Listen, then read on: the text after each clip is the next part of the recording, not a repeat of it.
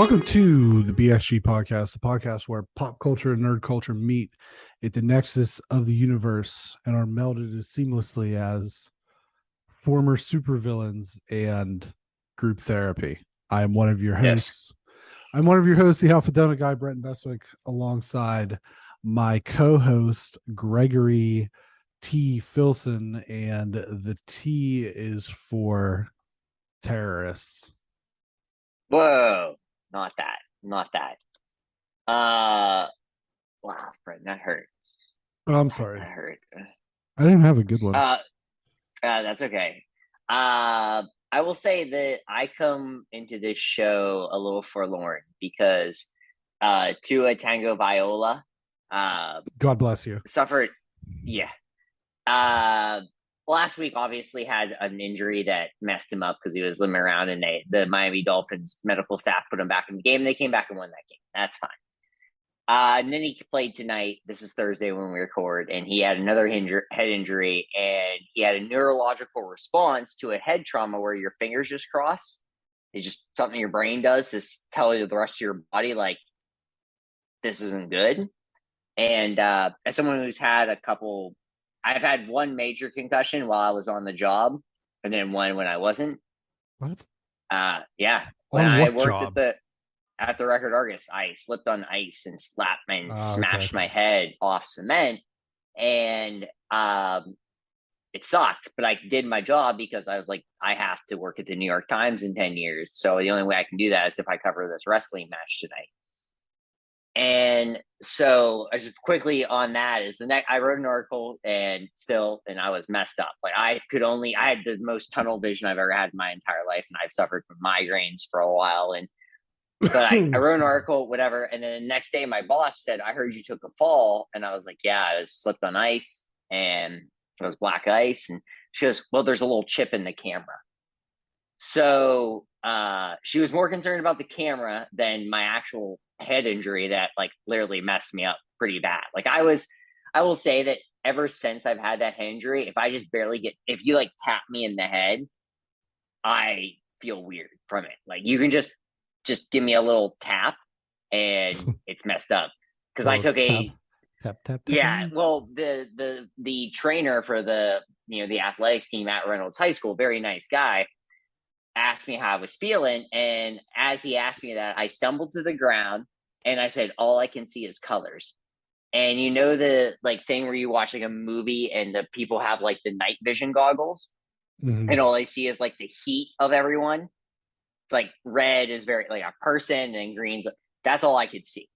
It was like colors like that. And I was like, oh, I just see colors. He's like, you should go to the hospital, but I can't make you go to the hospital.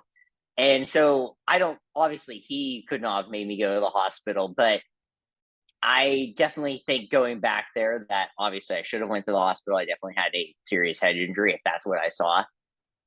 I still can't believe this is happening.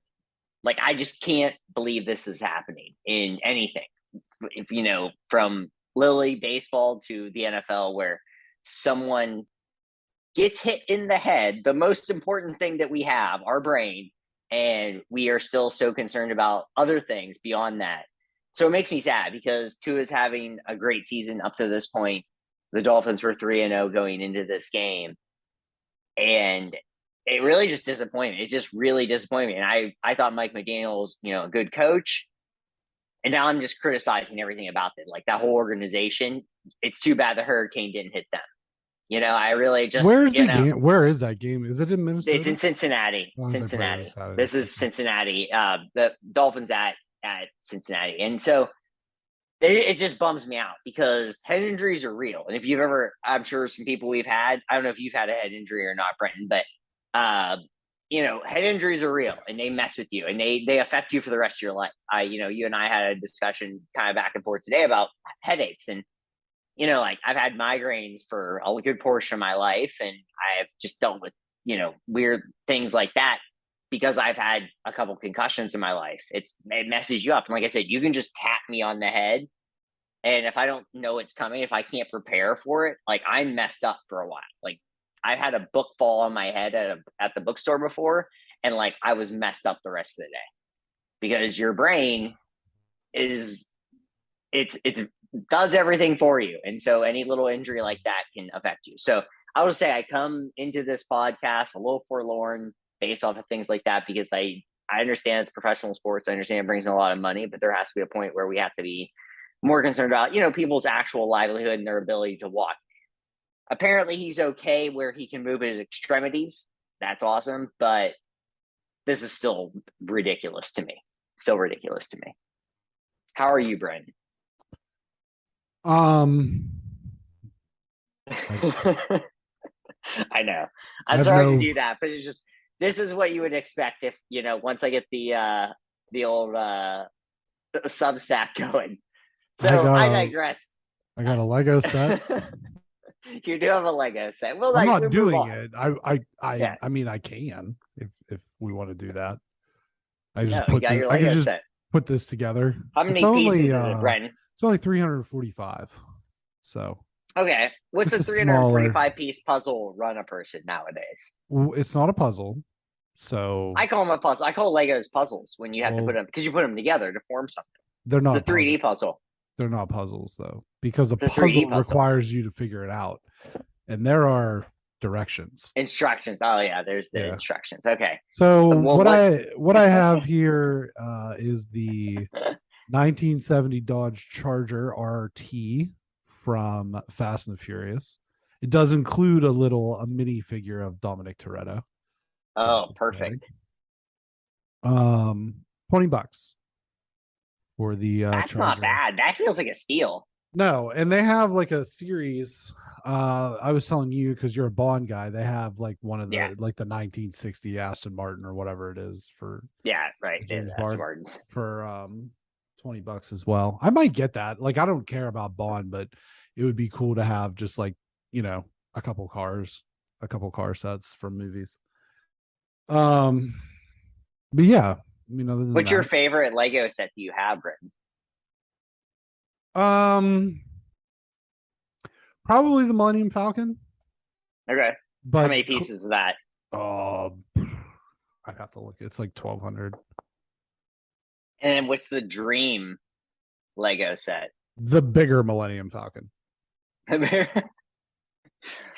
Yeah, have you ever thought about getting like a baseball stadium, like Progressive Field? And no, I know that's not officially Lego. I know that's like there are some that are. There are some, but not all of them are like Lego, the Horseshoe. They have Wembley, or no, not Wembley. I just want.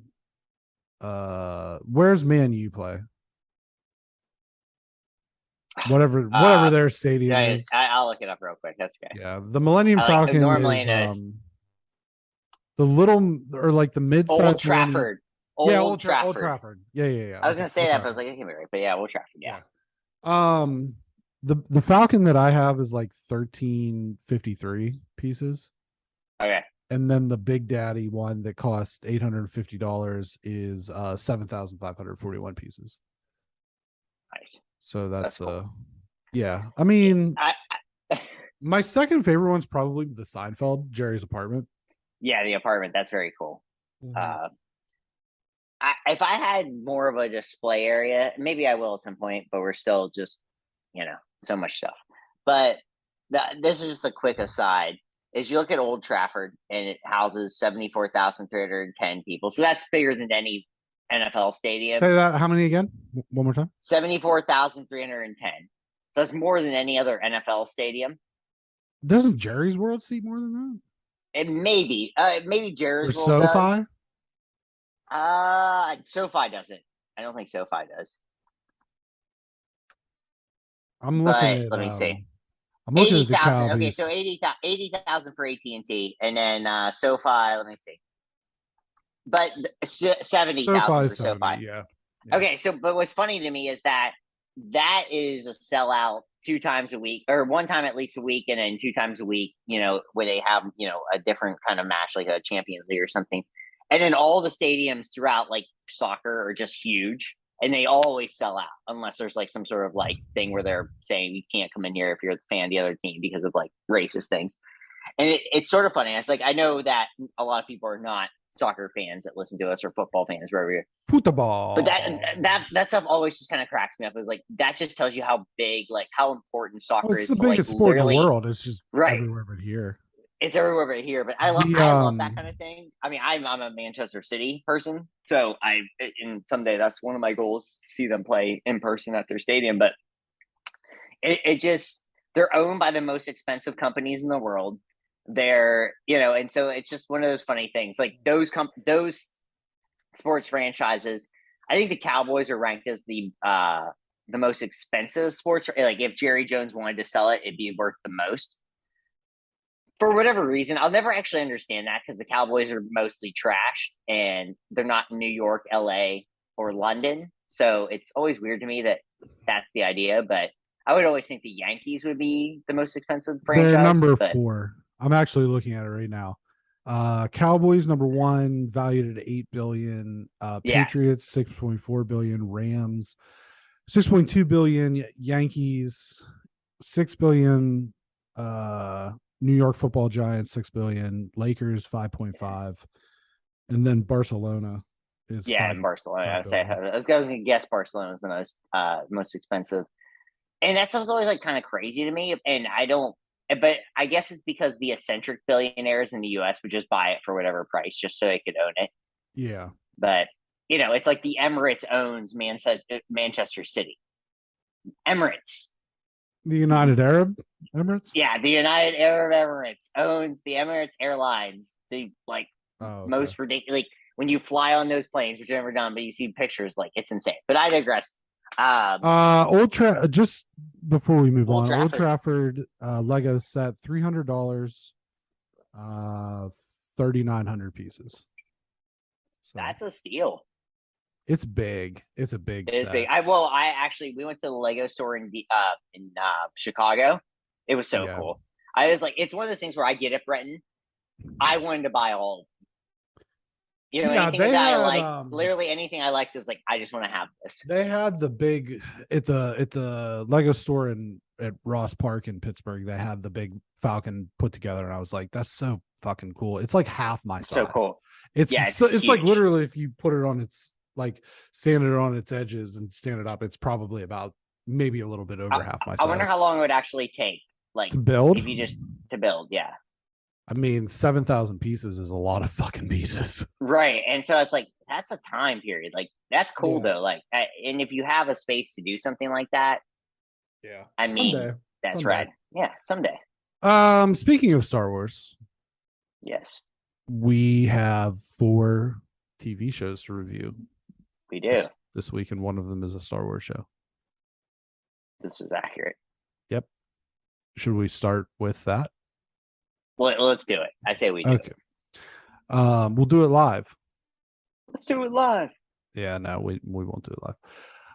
Andor, the Star Wars series starring Diego Luna as Cassian Andor, reprising his role from Rogue One, the 4th episode this week, in which he is introduced to a band of rebel fighters planning to take the payroll from a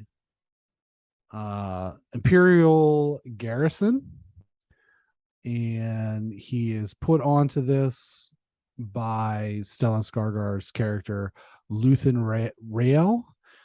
He meets this other band of miscreants who are involved in this plot to overthrow this garrison. But meanwhile, we also see the fallout from the poorly handled investigation by the security team. And now on the planet that Andor was previously inhabiting, there's an Imperial garrison being set up permanently. And we also meet a young Mon Mothma, who is in her own way trying to fight back against the Empire.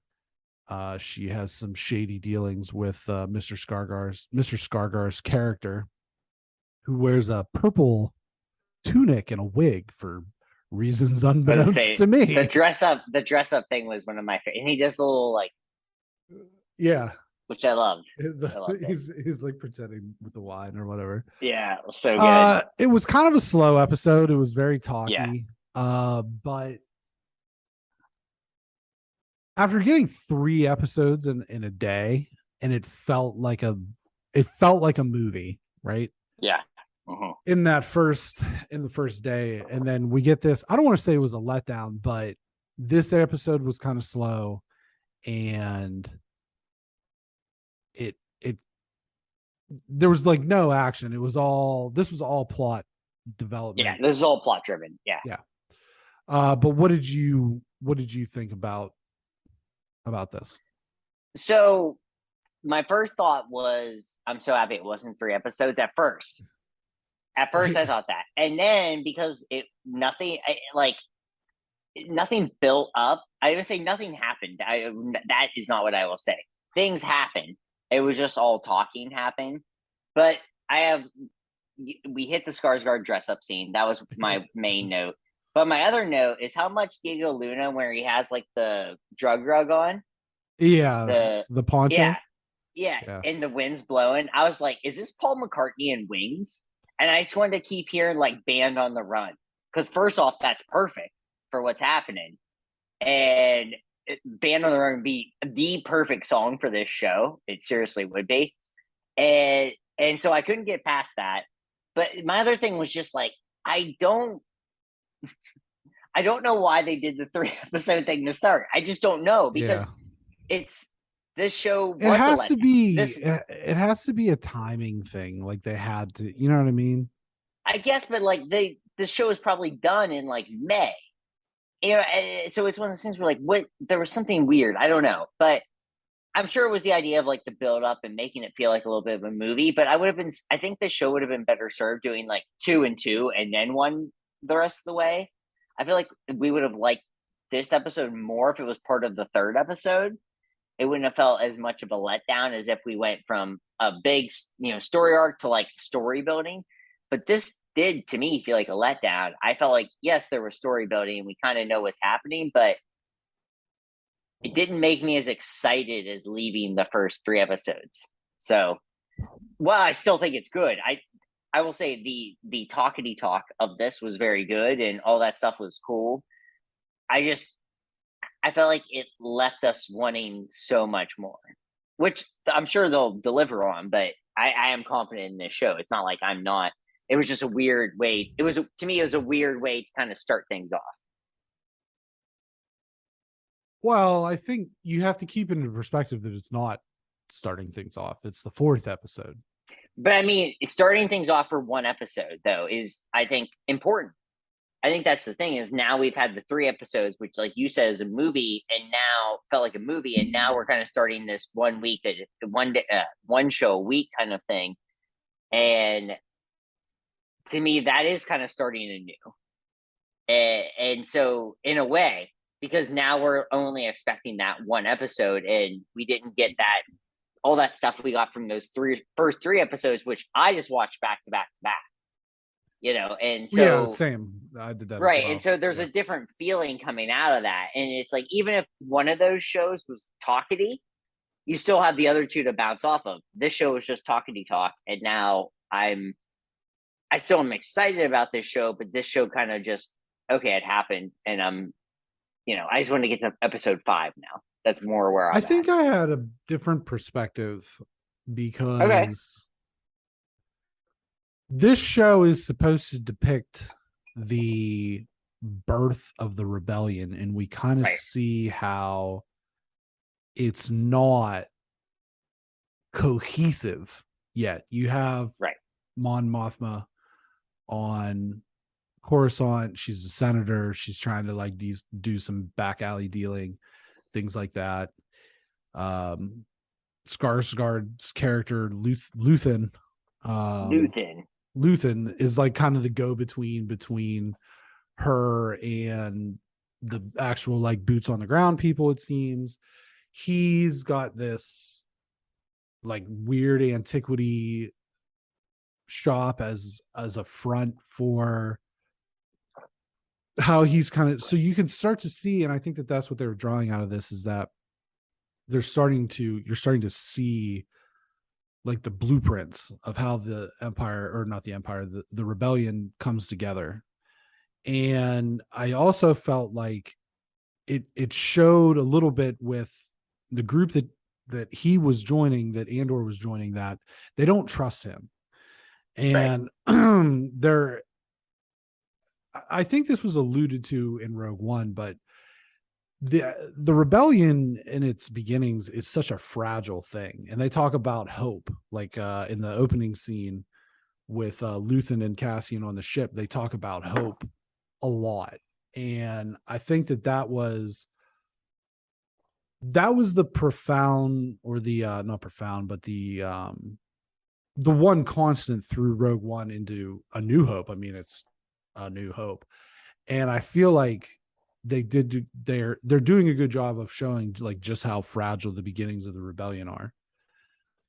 But it also led me down a thought path of, one of the things that I really enjoy about the original trilogy is that it is very much more so than either the sequel or the prequel trilogy. There's actually an underlying theme of from a certain perspective. And that's something that Obi-Wan brings up as a Force ghost to Luke in Return of the Jedi. You know, Luke saying, you told me Darth Vader killed my father. And Ben says, well, from a certain point of view, that is true. Right. You know, he turned and all this.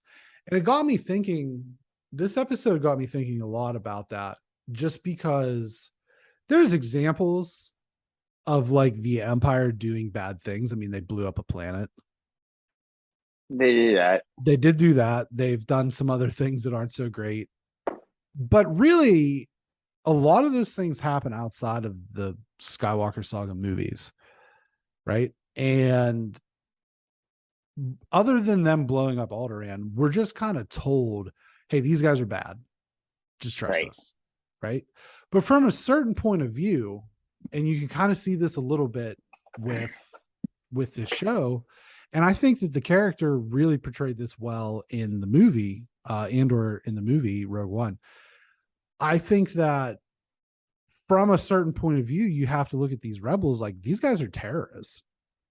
Yeah. You know what I mean? Right. Like there's an established government, and these guys are, whether it's from, you know, small outposts and they're planning on stealing. I just think that like it's so funny to me that they're just like, we're going to steal the payroll for the whole system. It's like no, they're not, it's so small scale, right? It's not, we're going to steal the plans for a Star Destroyer, the Death Star. It's like, yeah, we're going to steal the payroll. And I'm like, what payroll? Is it actual money? Is it just like documents? Like, what are we doing? This, honestly, Brandon, I'm glad you brought it. It made me think of the Joker. The Walking Just Joker as a Joker as a villain. Okay.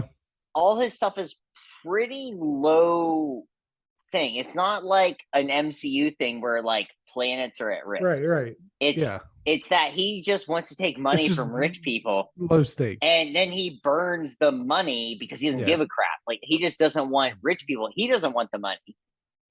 But it's this idea, and this is the thing, is there's a reason why people dress up as Darth Vader for Halloween. If Darth Vader was truly just pure evil and pure, you could not look at him as anything other than, you know, let's say the devil. And I know people dress up as the devil for Halloween, but you know what I mean? Where it's like, this is just pure, like awful evil, and there's nothing. But there is a redeeming part to Darth Vader. Right. There is a redeeming part to the dark side. There really is, because, like you said, Brendan, they're not. This is not. I know people have related the dark side to Nazi Germany, but it is not that.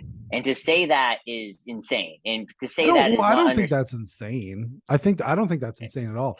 Especially like the first order. I think the first order more compares to like the third. The idea to me on that is the way that people look at it is they kind of look at it as like a laissez-faire thing, and not in the idea that it's like this was real and this isn't. Like, and I think that I don't like comparisons like that. That's honestly something I don't like. But what I will say is that there's, like I said, there's a reason why people dress up as like the Joker, because there is something about the Joker in the comic books. Now, he does some really ridiculous things in the comic books and in the movies that are actually absurd. But the main storyline of the Joker is that he is just doesn't like rich people. Like, that's really his thing, is that he was put away, or he was, and so he goes insane from probably an abusive parent. We don't really ever know the real storyline. And then he just wants to take money away from banks and rich people. And Darth Vader is someone that was just like, hey, this is, we're not really doing the right thing. And so we need to correct the system in a way. And so I understand this thing, like Andor is almost like, it's weird to say this, Andor is almost like a perfect character for Star Wars. And it took us this long to really get somewhere like this, where he sees both sides of it. And both sides have flaws. I think both sides have flaws. I don't think it's necessarily that he sees both sides of it. I feel like in the movies, the original trilogy, that the rebellion is projected as this very white hat, we're the good guys, we're struggling against this evil thing, and the Empire is painted as this evil entity, but you're never, outside of them destroying Alderaan, which I get it, it's a big one, right? It's a big one, extra big but boy. We're really not shown, like at the beginning, before the Alderaan thing even happens, like Luke's having the conversation with Obi-Wan, and it's like, oh, I hate the rebellion. It's like, well, why? Because what has the rebellion done, or what has the Empire done to you? Well, that's what he says. Sorry, I hate the Empire. I hate the Empire. It's like, well, for what? What did they do to you? Do you feel repressed by them? And so you get, like, I look at it as, this is kind of like the rebellion from a certain point of view. You could look at them as this sort of radicalized terrorist group. And I know that maybe that's reading into the tea leaves a little bit too deeply, but I think that, like you said, this is the perfect character because he's not that white hat guy. He's an ends justify the means kind of guy. And I think that the reason that this works so well is also the reason that, like, the Mandalorian worked so well. The original season is like, he has no loyalty. No allegiances. He's just out for him, right? And then he gets the kid. He's loyal to the kid, right? But I think this is what Star Wars needs, because 100%. It's not. There are shades of gray in everything. There's not like no one can be truly good or truly evil in these things. And I think you see that with, like, certain MCU villains. I mean, we've said about Thanos, it's like, he's crazy, but I kind of get it. You know what I mean? Yeah. And so there are those sort of shades of gray. And I think that this show is doing a good job. Now, with that being said, I fully expect the 5th episode to be super action packed, because they're going into this thing. I'm not worried about this show. They are stealing that payroll. It's like Butch Cassidy and the Sundance Kid or something. It is. Yeah. Which, by the way, did you see that there's going to be an Amazon Prime show? Butch is going to be called Butch and Sundance. I did. And the guy from Bridgerton's going to play Sundance. I did. Yep. And that's all I have to say about it. Yeah. That's all I have to say what are your thoughts on moving forward? Obviously. Oh, I still think this show is going to be great. I really do. I still like the aesthetic of everything. It was just one of those things where if I could go back, and maybe I will, I probably won't, because there's so much other stuff we have to do, but I would like to watch the first 2 episodes in like an episode for me, and then watch the second 2 episodes. And I feel like I would look differently at them. Sure. I really would. I think it was just, like you said, we both watched the first episode as a movie, or the first 3 episodes as a movie, and that just changes things. So no, I think I agree with you. 5th episode, I think, is going to be like super compelling. I actiony, all that good stuff. I still think this show can have. I don't think it can be The Mandalorian, because why would I do that? Why would I put that kind of pressure on a show like this? Because The Mandalorian is a show that is nearly perfect, and probably in Star Wars vision actually is perfect. So, I still think it's a great show and has potential to be absolutely amazing. What about you, Brent? Yeah, I mean, I don't have any. I have no concerns about this moving forward. I mean, it's. I think it's. I this was probably of all the ones that we knew were coming, this was the one that I was the most excited about. I think I can say for sure that I was more excited about this than I am Mandalorian season 3, because like season 2 got me a little bit sketched out with like all the different cameos and things, and now no cameos in this thing. None. I think I forget. Well, the Saw Gerrera, we'll see him. I mean, he's from Clone Wars and he was in Rogue One. But that's not a cameo. Like, that's not Luke Skywalker popping up. No, that's a character who makes sense within the story. It's not going to feel forced. It's not going to feel forced, basically. With the Force. No pun intended. So, but also pun intended. No, I can't wait for the next episode. This was the one that on Tuesday, when you texted me on Tuesday, I was like, oh shit, I thought it was Wednesday and I missed this. Yeah. Because this is the show that I'm right now looking forward to the most of everything that we're watching. Oh yeah. Yeah. Same for me. We'll move on. We will move on. And the next thing on the BXG tonight will be the Lord of the Rings, the Rings of Power. And let me just say, Lord help me. Amen. The Harfoots are making their trip. The stranger helps out, fights off some wolves. The Galadriel's training the folks of Numenor to fight with her in the battle ahead. Rondir and I don't know what her name actually is. I wrote Milfred because she's kind good enough. Makes sense. Rondir and whatever. John Deere. John Deere. And John Deere. Yeah. Be sick. Good colorways. I can't find her on IMDb. I kind of don't. It doesn't matter.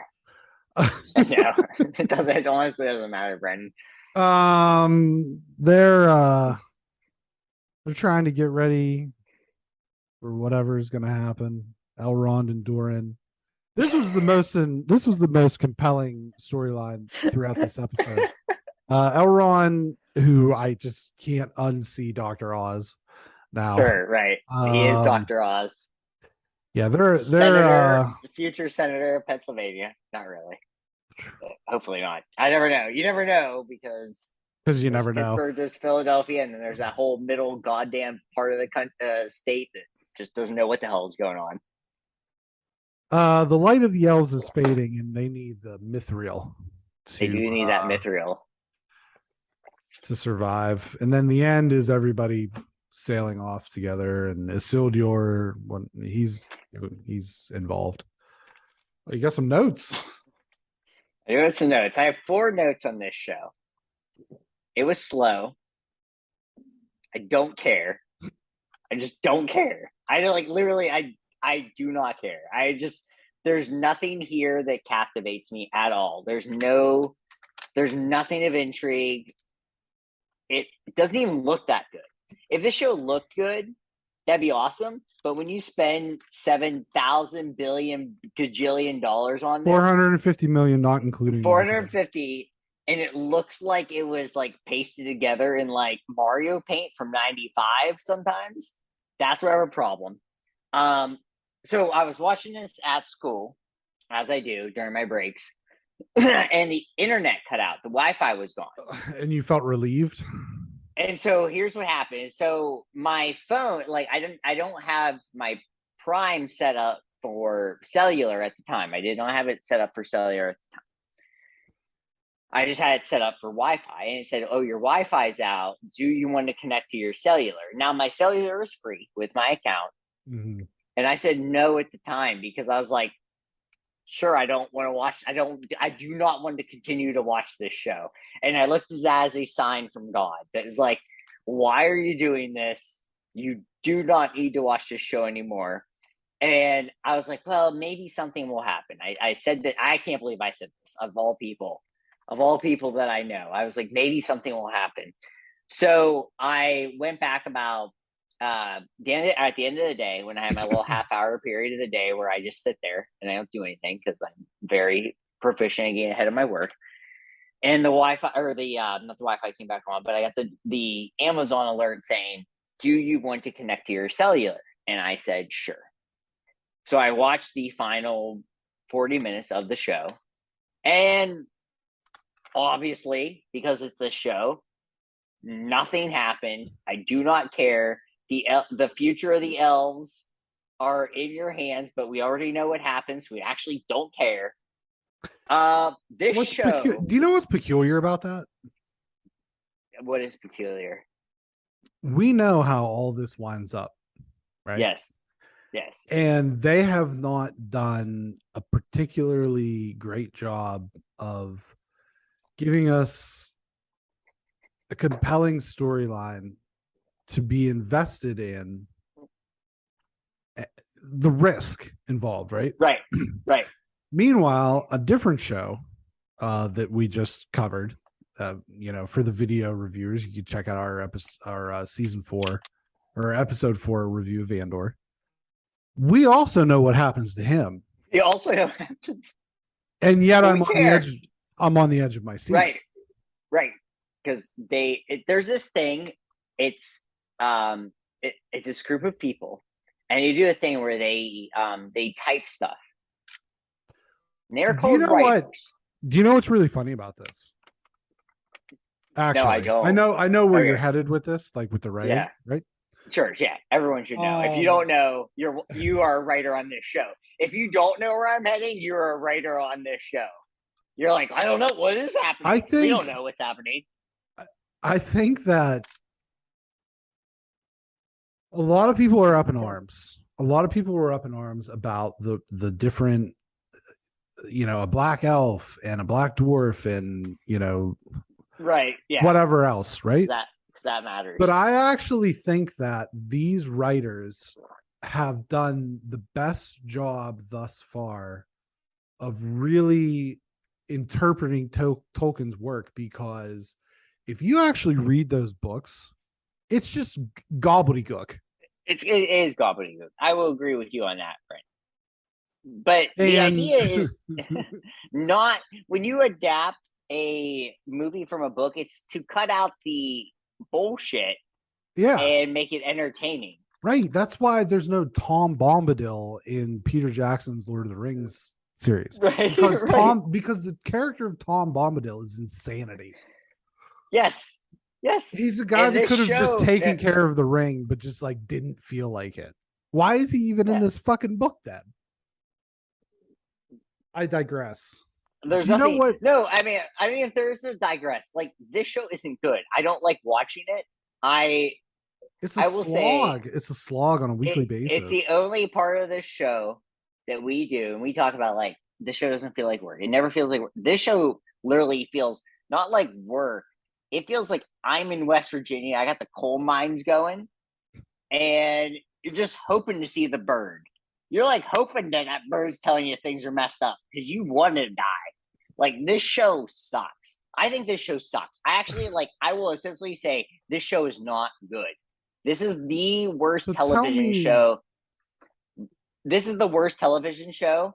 Honestly, I think this is the worst television show that we have watched this year. Because there's nothing there. I don't care about any of this. I don't care. I don't think the bar for being bad has been set very high. No, I don't think so either. So I don't think it's a stretch to say that. Well, it's not, but we haven't watched every single television show. Yeah, right. I'm just saying that for what we watch, this is the worst show. Oh, it's not even close.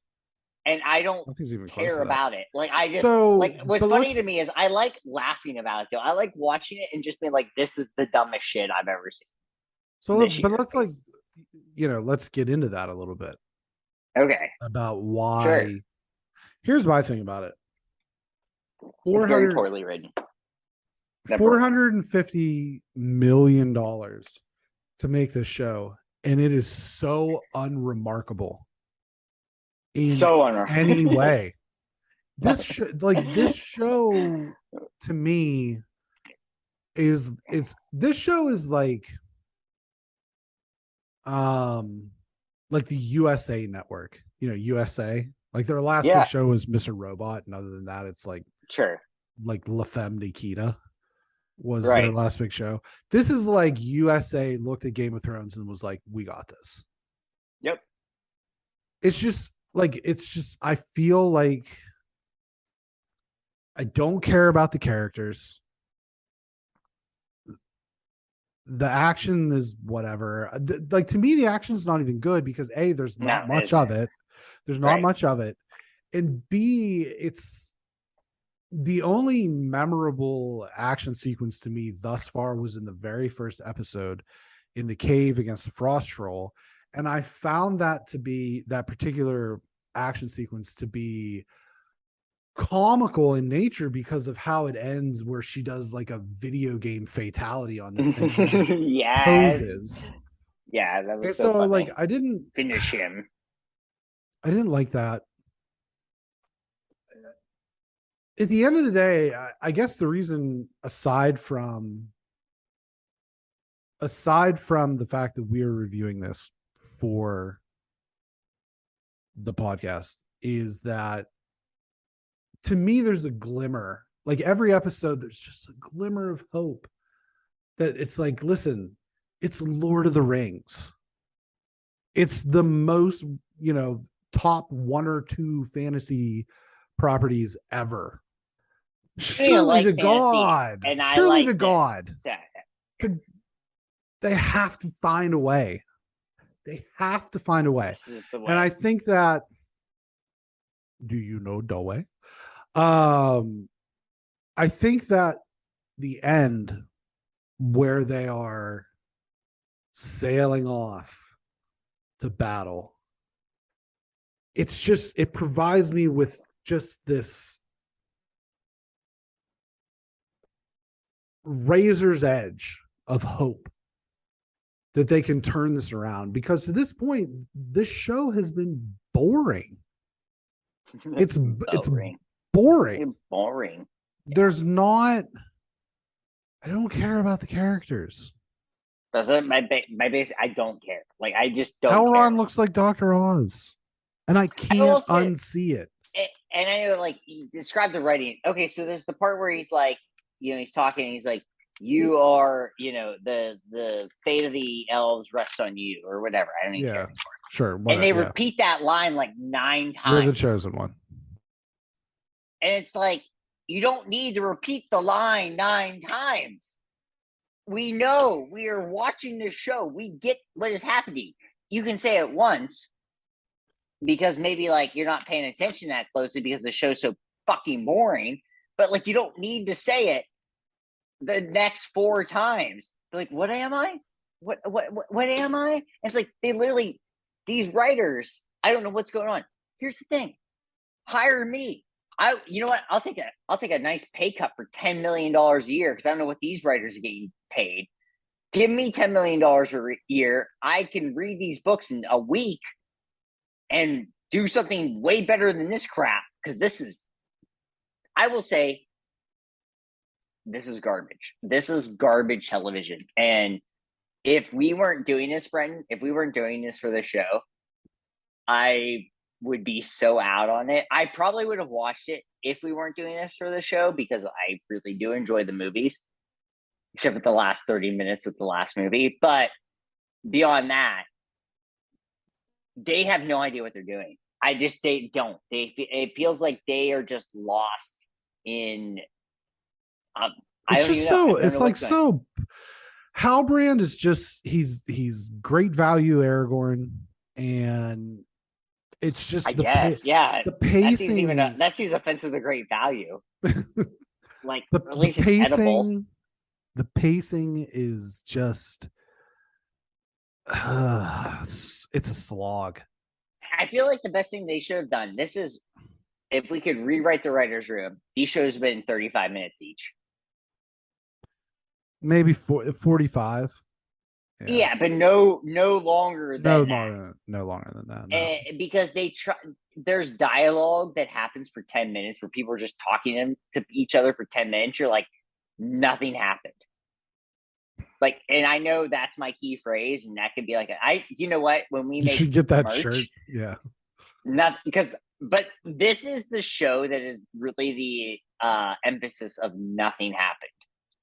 Yeah. Because nothing happened in this episode. Like, this is actually an episode where actually there was no progression of anything. Exactly. I'd rather watch this at this point. I'd rather watch this. Oh, the Lone Ranger. The Lone Ranger. Oh, the French. Oh, the French. I got nothing. We gave this show too much time, I think, Brenton. Yeah, let's move on.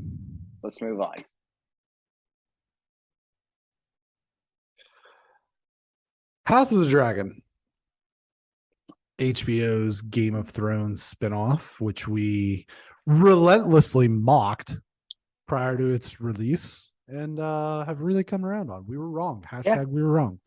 We're wrong. This particular episode, however, shows Lady Rihanna all grown up and work.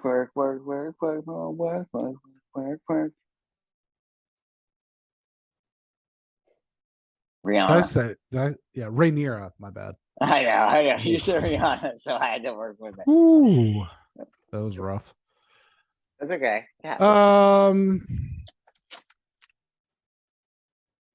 Now I'm all out of sorts. That's good. Yeah. Brother. So Princess Rhaenyra delivers her third child to her not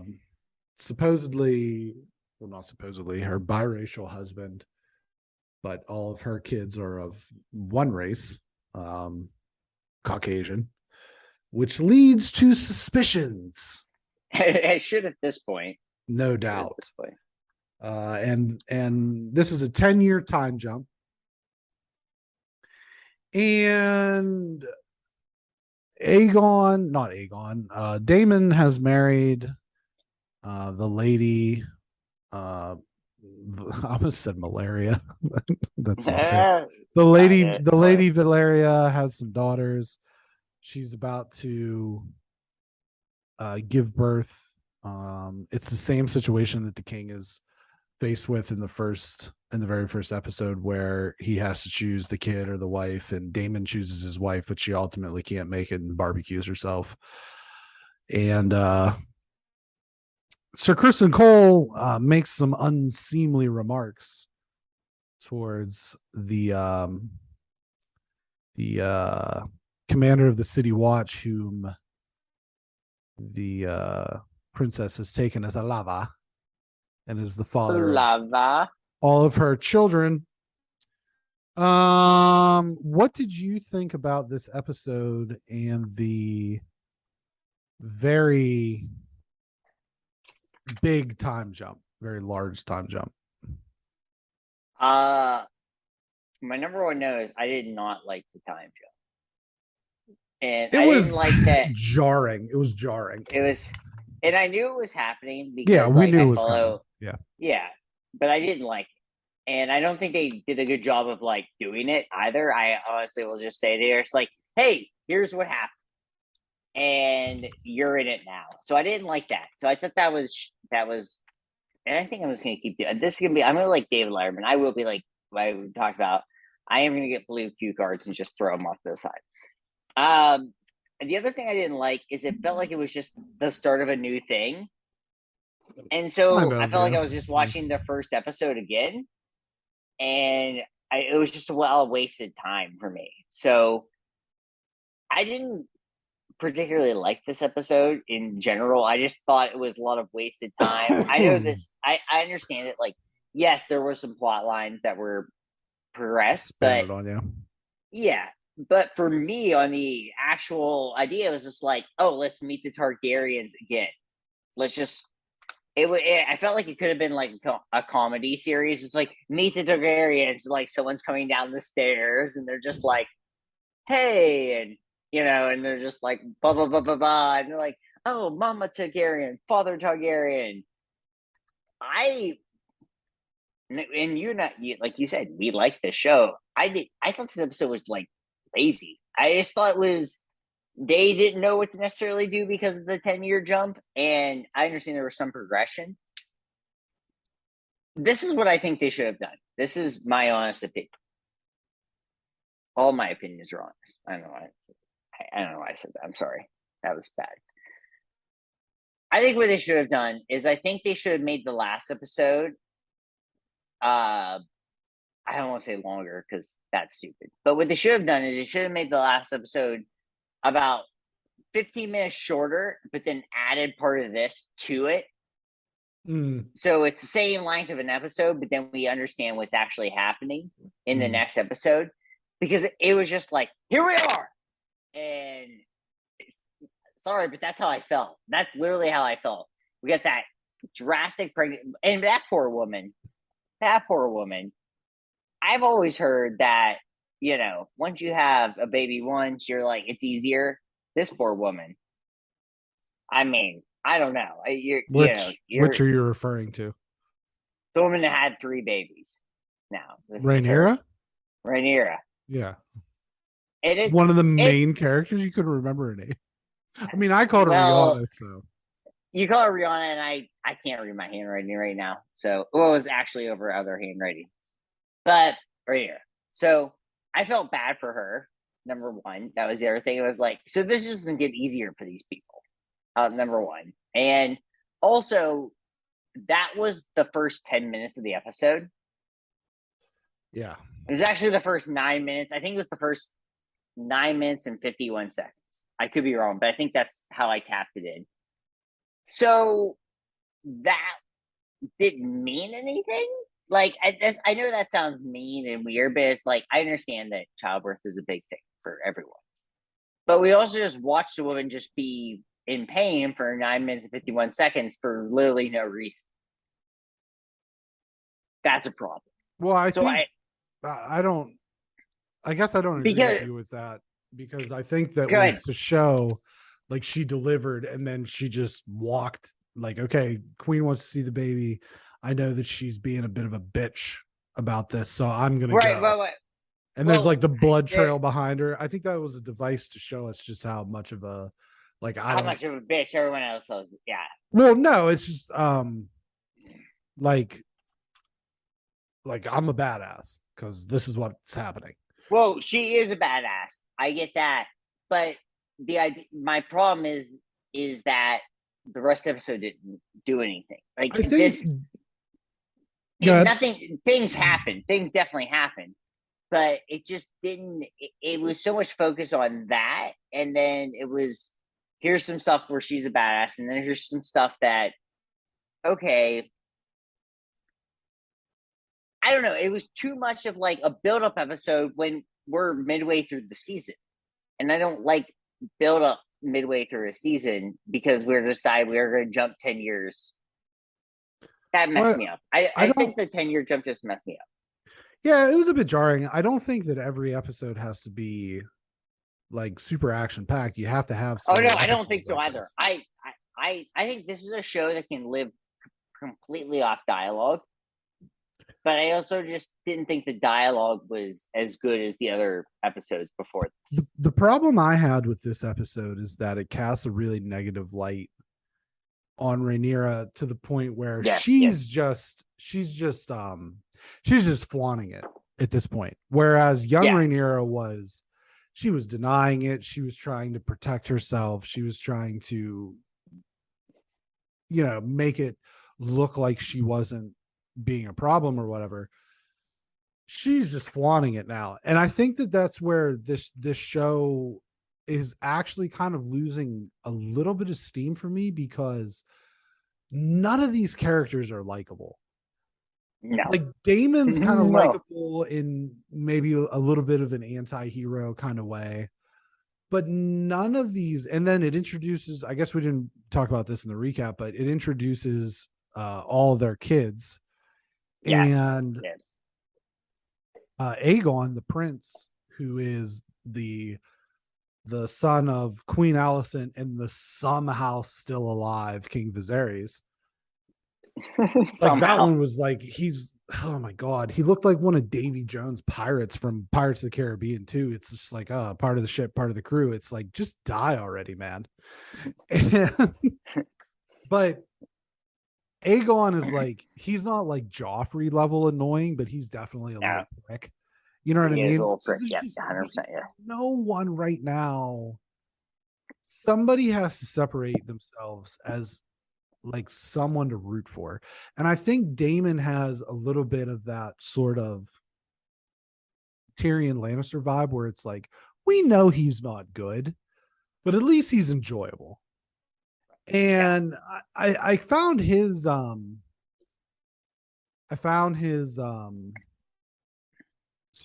in this episode to be fascinating because it seemed he had softened a little bit. Like he and his wife had some tender moments who you wouldn't really have thought that through the first several episodes with him. And he seemed to show like genuine compassion towards his daughters. And he just seemed a little bit more mature, which I guess 10 years will do that to a person. Sure. But I'm interested. I guess I'm most interested to see where his story goes. And I'm not as interested to see where things in Westeros as they stand kind of wind up, because I think this was for the Rhaenyra character, this was a little bit of a step backwards. And I don't know if it would have, like the time jump would have helped that, or if they had kept, the same actresses. And that was the other thing that I found weird. It's like you change a handful of actors and actresses, but then there are other characters like Daemon looked like he hadn't aged a day somehow. Right. You know what I mean? Yeah. So that was a little bit, weird. That was kind of a strange choice. But, and then, like I said, the king is just like, oh man, he's like, did you ever watch Arrested Development? Yes. Oh yeah. Okay. Do you remember the episodes where Tobias was having the hair implants and he just like, yeah, of course. That's what he looks like. That's what 100%. That's what he looks like. So it's a good meme. It's a good meme. Yeah. So that's just kind of where I'm at with this. I don't know. I think once we get into the flow maybe of the new group, but I think the show would have just been better served of just sticking with the people we had. We do it a season of that, and then maybe we jump forward after a season. But yeah, it was jarring. I tend to agree with you. I think I do agree with you on that. Is just maybe run those characters through for the first. Well, here's what you can do is like you film it. These things are notorious for taking a long time to film because they use so many different locations. Right. You film that with this group, and then when you go back for season 2, in the natural flow of time, maybe these younger actors grow up a little bit, age a little bit, experience the stress and fatigue of being involved with this big series, which adds a little bit to the aging process, I'm sure, and just keep them around rather than switching actors and actresses in midstream like they did. It's just weird. It just looks weird. I don't know. The fantasy things we're covering this week, I have them in red and I have 2 other things in blue, and there's a reason. That's intentional. So is this the Matrix? It is the Matrix. Yes. We'll move on. We will move on. Speaking of the Matrix, they're adapting it for a live dance musical number. That sounds stupid. I mean, I don't like that at all. So yeah, we don't need that at all. If we're doing just filler news, the Don Cheadle led Armor Wars will now be its own feature film rather than a series. I feel like that makes sense because we don't want that, so we just get rid of it in 2 hours. I think I would. What are you talking about? I don't want that. I don't care about that. You doing that? I would be way more interested in that than fucking Miss Marvel. I also okay. I don't disagree with you there. It's the idea we just need to make movies instead of TV shows. Yeah. And by we, I mean Marvel, as if I work for that corporation. If I worked for a corporation, you and I would be in a beautiful, we'd be in a beautiful studio in Malibu working together. So. Alas, we are not. She-Hulk. Let's reboot. The episode this week of She-Hulk sees Jen having to travel to Emil Blonsky's meditation retreat camp, where she after being ghosted by Josh, whom she develops a very friendly, close and physical relationship, gets ghosted, and she is has some group counseling with these different oddballs. Man bull, not mechanical bull. I did like beautiful. The everything. Porcupine. Oh, excuse me. That was an aggressive hiccup. A gentleman who's not a matador, and one of the goons who tried to beat her up. She kind of comes to terms with the fact that she should be happy with both versions of herself, both Jen and She-Hulk. And that was, I think, pretty important. And then we also learn at the end that Josh was stealing her blood, which we kind of got from the stinger at the end of last episode as well. So She-Hulk, go. Great episode. I honestly thought this was the best episode of the series. I was on a good foot because Haim was the first thing they played. One of my favorite bands. In it is the song "We Are in It." I love Haim, so good. And so to start that off, I felt like we're on a good foot. And then Josh driving a Mercedes 550 convertible, also very cool. Just a cool car. So I like that whole thing. And then when she goes to the retreat, and eventually, initially she is, laying back, just wants to get out of this thing. Her Wi-Fi doesn't work, all this stuff. And then we learn more about her, and she discusses things. And I thought all the side characters were very funny. I really enjoy it. I will just say, like I said, best episode to me of this series. And then we get that weird little ending about the guy stealing her blood, taking that picture of her. I thought this episode felt like a comic book. In the best possible way, where like something that weird comic book where like, yes, it has nothing to do with action and it's just a storyline, but the storyline's good. And we learned that Jen needs to connect back to Jen. And then we also realized that there's Sinisters at foot. And I thought the humor was good. I thought the music was excellent. I thought this was a 8 out of 10 music episode for this kind of thing. And it just felt right. And I think this is for me personally, this is what the show I wanted all along, where it was relevant in the time and then also relating back. And personally, I really liked this episode. I thought it was really good balance. I like the retreat thing. If you've watched White Lotus, they have that whole thing's about a retreat. And so it made me think of that.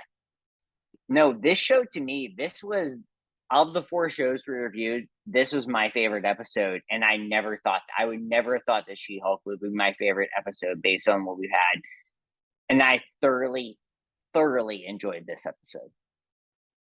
I did not like it as much as you. Okay. I did like the group therapy session. I felt like the being comfortable with yourself plus the projection of yourself and trying to find a happy medium is very in the moment, because we deal with that so much with like social media and things like that, especially women. So I thought that was a good message that this is what everybody sees. Why why don't people like me? Well, it's like, well, it's because you don't like you and you have to accept yourself. So I did like that. I just don't like the direction that they're taking Emil Blonsky, making him comic fodder. I just think it just doesn't, to me, it doesn't pay respect to that character, because he, as I said in one of the other episodes that featured him, this was a dude that went toe to toe as a regular guy. He was like, I'm gonna fight the Hulk, and I'm just a dude. And so to me, like, that character, villain or not, badass, and he needs a tow truck to carry his balls around, right? But and I don't disagree. I don't, and so for that, it's like I just kind of don't like the turn that particular character is being given. And I know that a lot of people were a little bit dismayed when the Abomination did not show up on the poster for the Thunderbolts that was announced and shown pretty recently. It had Ghost, it had Florence Pugh's Black Widow, David Harbour's character, I can't remember his name, the red something or other, Bucky, and Taskmaster. No Abomination. Oh, and US agent. Yes, agent. Yeah. No Abomination. And then there was another one that was conspicuous by its absence. But yeah, I don't like the direction they're taking that character. But aside from that, I mean, the side characters, I'm just going to go through them here real quick. Manbull, first appearance, Daredevil 78 in 1971. Porcupine,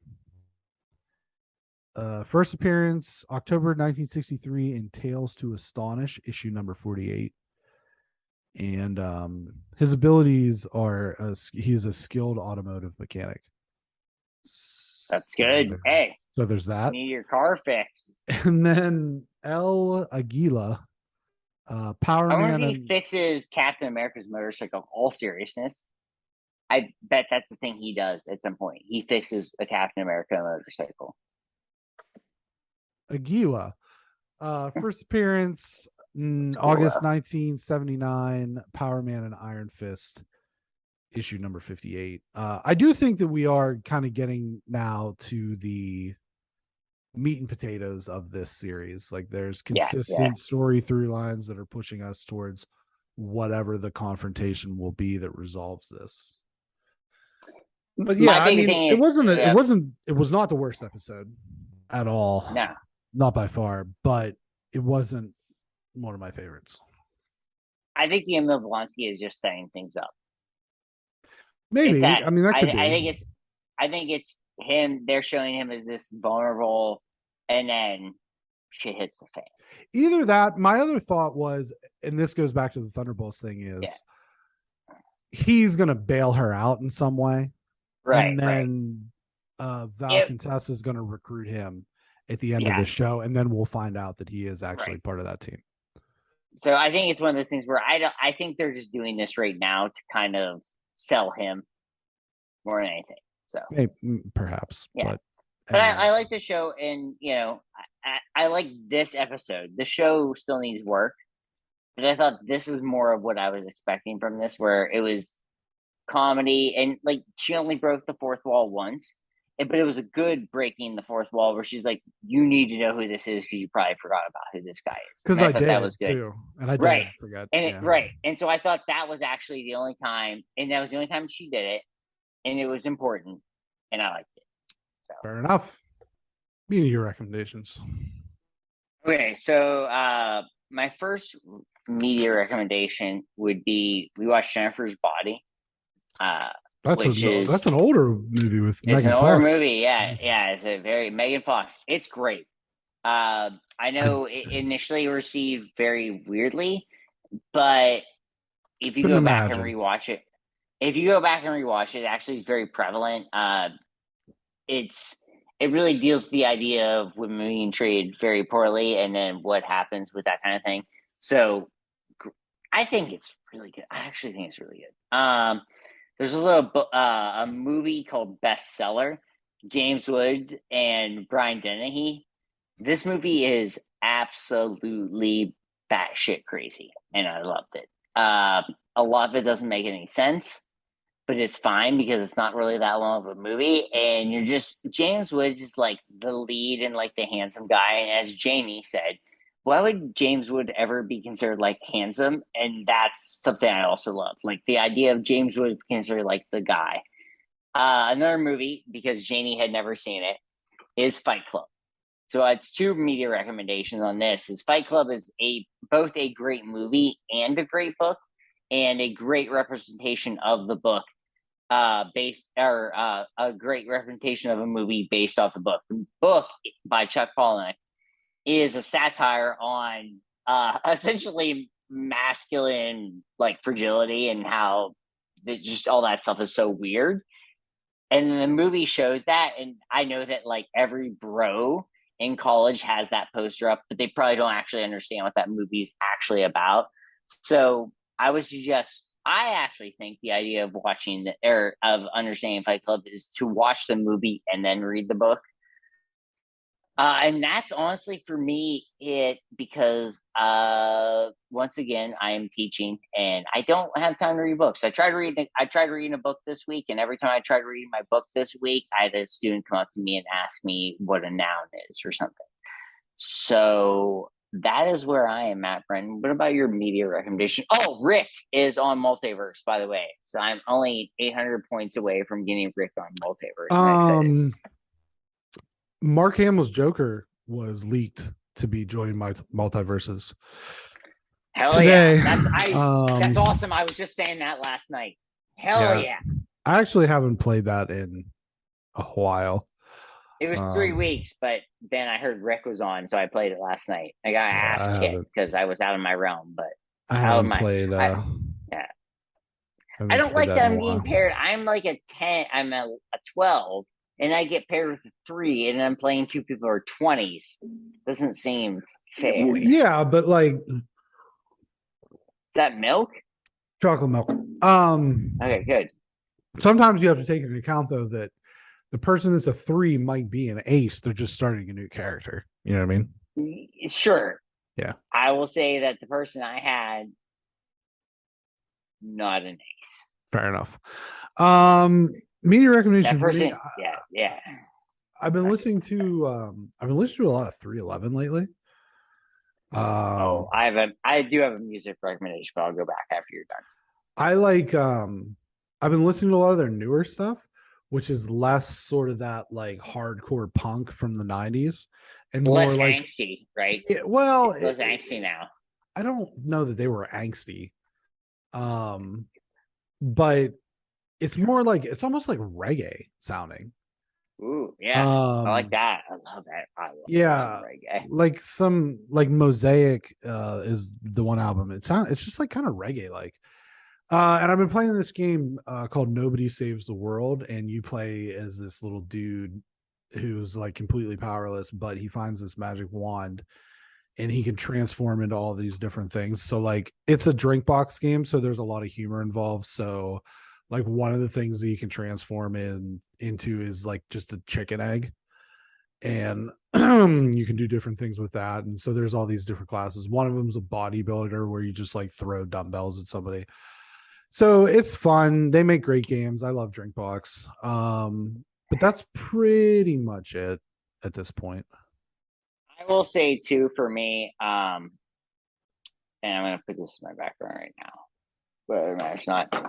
Paramore, one of my favorite groups, literally one of my favorite groups. Not just in the moment, but all the time. I love Paramore. Haley Williams is just terrific. This is why they released the video and song yesterday, Wednesday. This is Thursday. I've now listened to the song, whether it was listening to it or watching the video, I think at least 13 times. I love I just absolutely love Paramore. I question, I don't know which band I like more, The Killers or Paramore, but at this point, obviously I have different bands of all time, but in this moment, Paramore's so good. So I would suggest if you like Paramore, if you like that kind of genre of music, it's not, obviously like that old school, like I'm not a big like punk or like emo guy. I'm not an emo guy at all, actually, at this point. But I do like Paramore. I like Haley Williams. I think she has a really good voice. And she's cute. That helps too. But it doesn't, you know what the thing is? If even if she wasn't cute, I still really like the music. So I like the music before I even know what she looks like. So really good. This Is Why. Album comes out in February. I'm very excited. Can't wait to see them on tour. I've never seen Paramore on tour, but I will see them. Good. Do you like Paramore, Brenton, at all? I don't. No. No, yeah, Paramore. Okay, that's fine. Never asked to like Paramore. That's fine. I'm not. I just didn't know. You never know what people like or dislike. I like female singers. I'm just a big female singers guy. I think it's my thing. I just like female singers. You know who my favorite female singer is of all time? Taylor Swift. No, Stevie Nicks. Oh, I don't mind Stevie Nicks. Fleetwood Mac. Yeah, definitely. One of the top 5 greatest bands of all time. I don't know about that. That's kind of pushing it. Whoa. Really? Yeah, you think Fleetwood Mac's not one of the top 5 favorite bands of all time? Okay. Not even close. Really? Nah, they're probably not even in the top 10. I mean, well, we have a new episode we can do. Just off the cuff. We have the Rolling Stones, we need to do. The Rolling Stones, the Beatles, Led Zeppelin, Queen, Pink Floyd. That's just me not even thinking about it. Are all better than Fleetwood Mac.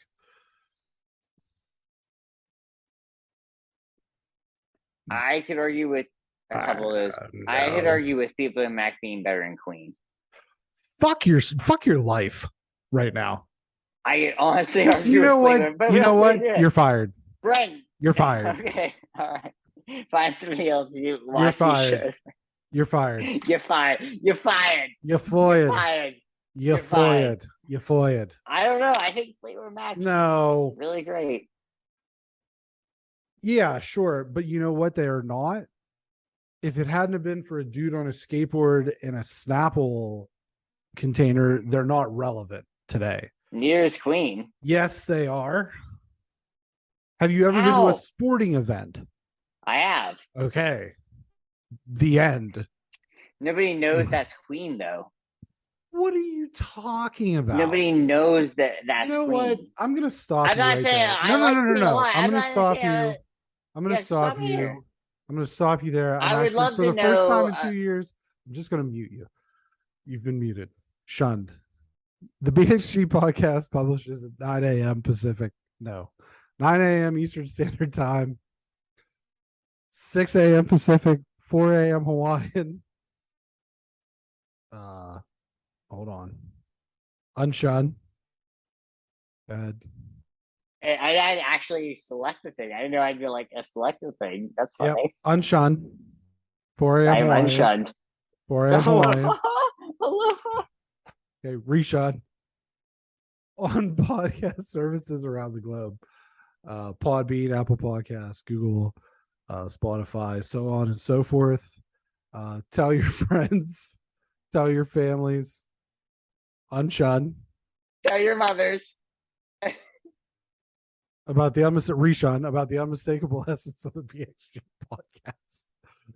Take care, friends. Thanks for watching. Thanks for listening. Unshun. I love you guys. Bye.